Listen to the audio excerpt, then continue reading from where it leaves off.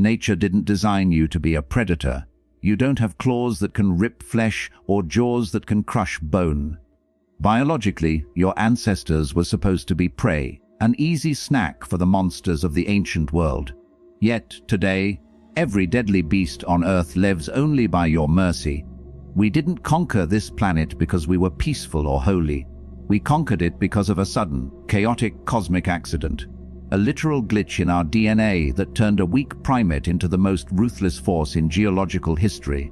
And the scariest part, science has just discovered that this glitch unlocked a dark capacity for destruction that no other animal possesses. Imagine the perfect killer.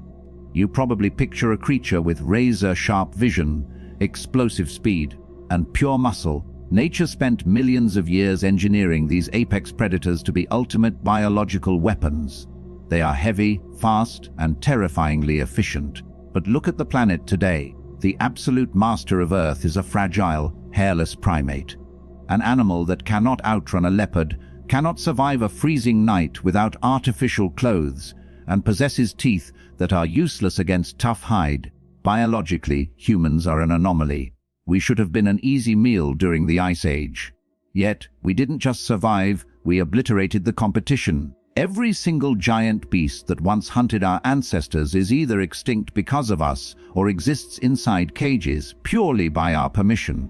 We modified the entire planet, split the atom, and bent nature to our will. How did a creature so physically defenseless become the deadliest force in history? For a long time, we were told a comforting story that humans simply got smarter, learned to cooperate, and built tools. But modern genetics has recently uncovered a much darker truth.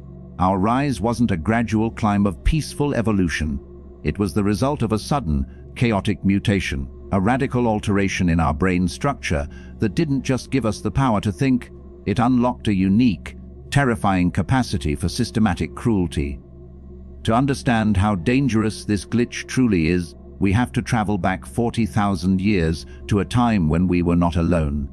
Because before we could rule the Earth, we had to eliminate our rivals, and our rivals were bigger, stronger, and theoretically smarter than us. 40,000 years ago, the European continent was a frozen, brutal landscape, and it belonged to a different kind of human, the Neanderthals. For generations, popular culture has mocked them as dumb, cave-dwelling brutes. But modern science has shattered that myth completely. Neanderthals were not inferior to us. In fact, on paper, they were superior in almost every single way. Physically, a Neanderthal was a biological masterpiece designed for survival. Their bones were thicker, their chests wider, and their muscles incredibly dense.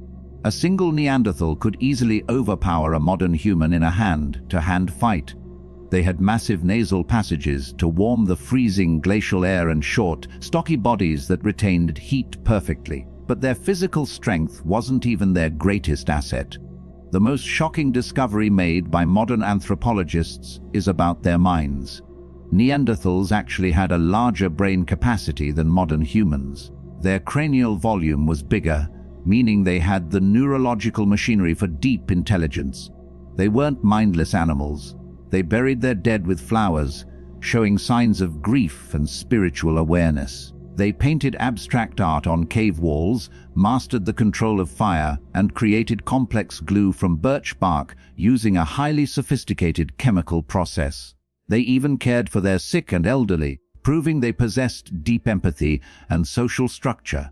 So we have to ask the ultimate question. If they were stronger, better adapted to the cold, and possessed brains larger than ours, why are they gone? Why are we the ones sitting in heated rooms, typing on smartphones, while they are nothing but dust and fossilized bones? When Homo sapiens migrated out of Africa and entered Neanderthal territory, a silent, invisible war began. It wasn't a war fought with lasers or advanced technology. Both species used similar stone tools and spears, but Homo sapiens possessed a hidden, terrifying advantage, a secret biological weapon that the Neanderthals never saw coming. It was an invisible shift inside our skulls. A genetic deviation that completely changed how our brains processed reality. And it all traces back to a single gene that mutated exclusively in our ancestors, leaving the rest of the human species completely defenseless. For decades, this remained the ultimate mystery of human history. Why did the stronger, larger-brained Neanderthals vanish while the weak Homo sapiens survived? The answer was finally found not in the dirt of ancient caves, but inside the microscopic code of our DNA. Scientists conducting evolutionary experiments made a groundbreaking discovery. They isolated a single, specific gene that separates us from Neanderthals and all other extinct human species. It is called the TKTL1 gene. Every single human ancestor, from chimpanzees to Neanderthals, had a specific version of this gene. But somewhere along our evolutionary line, a chaotic, random accident occurred. A literal glitch happened in the DNA copy of Homo sapiens. Just a single amino acid in our TKTL1 gene flipped, mutating it into something completely new. To understand how powerful this glitch was, scientists recently injected the modern human version of this gene into the brains of ferrets and mice, and even grew artificial Neanderthal brain tissue in labs. The results were terrifyingly clear. When this mutated gene is active, it triggers a massive explosion in the creation of frontal lobe neurons. Specifically, it creates a type of cell called basal radial glia. What does that mean in simple terms? This tiny genetic glitch allowed Homo sapiens to pack an unbelievable number of neurons into our neocortex, the part of the brain responsible for advanced thinking, imagination, and abstract thought. Even though the Neanderthal brain was larger overall, our brain was wired differently. Our frontal lobe was packed with dense, hyper-efficient neural networks that the Neanderthals simply didn't have. This glitch didn't just make us smarter, it gave us a power that no other creature on Earth had ever possessed. The power of cognitive imagination. We could look at a blank cave wall and see a story. We could look at a piece of wood and imagine a trap. But most importantly, it allowed us to believe in things that do not physically exist. We could imagine myths, gods, nations, and invisible rules. And it was this exact ability, the capacity to create fiction and invisible bonds, that turned Homo sapiens into a coordinated, unstoppable killing machine. Because while a Neanderthal could only trust the people he could see, Homo sapiens were about to form the world's first massive, disciplined armies. Before this genetic glitch, human communication was limited. Like chimpanzees or wolves, early humans could only cooperate in small groups, usually no more than 50 individuals. Why? Because animals can only cooperate with those they know personally. A chimpanzee will not fight for a stranger, and a Neanderthal would not risk his life for a tribe he had never met. Cooperation required personal trust, and trust had a biological limit. But when the TKTL1 gene mutated inside Homo sapiens, it broke that biological barrier forever. By giving us the power of abstract imagination, the glitch allowed us to invent fiction. For the first time in history, thousands of strangers could look at the same carved piece of ivory, or believe in the same invisible sky spirit, and suddenly feel connected. This was the birth of myth, religion, and shared identity. Homo sapiens could now walk into a completely foreign territory, meet another tribe of sapiens they had never seen before, and instead of fighting each other, they would unite under a shared belief. They weren't just individuals anymore, they were a collective force. While a Neanderthal hunt consisted of a small family of 8 to 10 individuals using brute strength to attack a mammoth, Homo sapiens were now organizing hunting parties of hundreds of men. We could plan across distances, set massive traps, and share complex strategies using advanced symbolic language. But this sudden leap in cooperation had a dark side. The same imagination that allowed us to create beautiful myths also allowed us to dehumanize anything that stood in our way. We didn't just see the Neanderthals as other creatures sharing the forest. Through our new brain structure, we saw them as an obstacle, a threat, or perhaps even prey. The physical superiority of the Neanderthals didn't matter anymore. It didn't matter that a single Neanderthal could crush a sapien's skull with his bare hands. Because Homo sapiens never fought fair, we didn't fight one-on-one. We brought an entire coordinated army to a fistfight.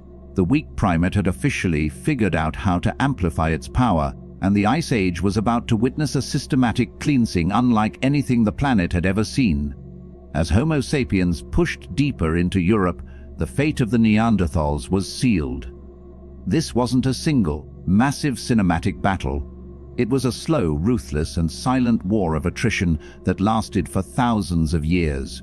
A war where the rules of nature were completely rewritten by the deadliest predator Earth had ever seen. Wherever Homo sapiens went, the megafauna vanished, and our rival human cousins began to disappear. We didn't just outsmart them, we outcompeted them for every scrap of food, every cave, and every hunting ground. Imagine being a Neanderthal. You are stronger, you can survive the freezing cold, and you have hunted these forests for 200,000 years. But suddenly, a new creature arrives. They are physically weak and fragile, yet they move like an invisible swarm. They don't just attack you with simple stone spears, they use long-range projectile weapons, bows, arrows, and spear throwers, engineered by their hyper-imaginative brains. They can kill you from the shadows long before you can even get close enough to use your massive physical strength. Worse, they destroy your food supply. Using highly coordinated, massive traps, groups of hundreds of sapiens drive whole herds of mammoths off cliffs, taking what they need and leaving the rest. The Neanderthals, trapped in small, isolated family groups, were slowly pushed into the most brutal, barren corners of the continent. But modern science suggests it wasn't just resource competition. Our genetic glitch unlocked a darker capacity for calculated violence. Homo sapiens are unique in the animal kingdom because we don't just kill for food or defense, we eliminate threats systematically. We wipe out competition entirely so that our own lineage can rule without challenge. By 28,000 years ago, the final remaining Neanderthals were pushed to the very edge of the world. The caves of Gibraltar. Starving, isolated, and outnumbered, their fires slowly went out for the last time. Homo sapiens had achieved the ultimate evolutionary goal. We had completely erased every other human species from the face of the planet. We were left entirely alone. But our mutated brain wasn't done yet. The glitch that made us the deadliest predators was about to turn its destructive power inward. The extinction of the Neanderthals was just the beginning. Once there were no other human species left to conquer, the genetic glitch inside Homo sapiens didn't just turn off. That hyper-active frontal lobe, that endless capacity for abstract imagination, and that unique drive for systematic destruction needed a new target. So, we turned that power on the planet itself, and eventually on each other. With our mutated brains, we built civilizations, empires, and technologies that defied nature. We created laws, money, and borders. Fictions that billions of strangers now believe in so deeply they are willing to die for them. But the same genetic glitch that allowed us to build pyramids and reach the stars is the exact reason we engineered weapons capable of erasing humanity in a single second. No other predator on Earth destroys its own habitat. No other apex predator builds factories that poison the air it breathes, or hoards weapons that can destroy the planet multiple times over. A lion kills when it is hungry, a wolf kills to protect its pack. But a human can kill millions based purely on an ideology, a belief, or a piece of fiction created inside their own mind. We are the survivors of a cosmic accident. A single amino acid flip in our DNA code 40,000 years ago gave us the crown of the world. It took us out of the caves and placed us on top of the food chain. But it also left us with a restless, chaotic mind that doesn't know how to stop consuming, competing, and destroying.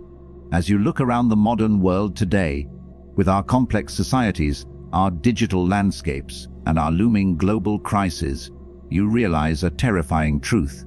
The silent, invisible war that started in the ancient forests of Europe never actually ended. We just changed the battlefield. We successfully eliminated the Neanderthals, the saber-toothed tigers, and the mammoths.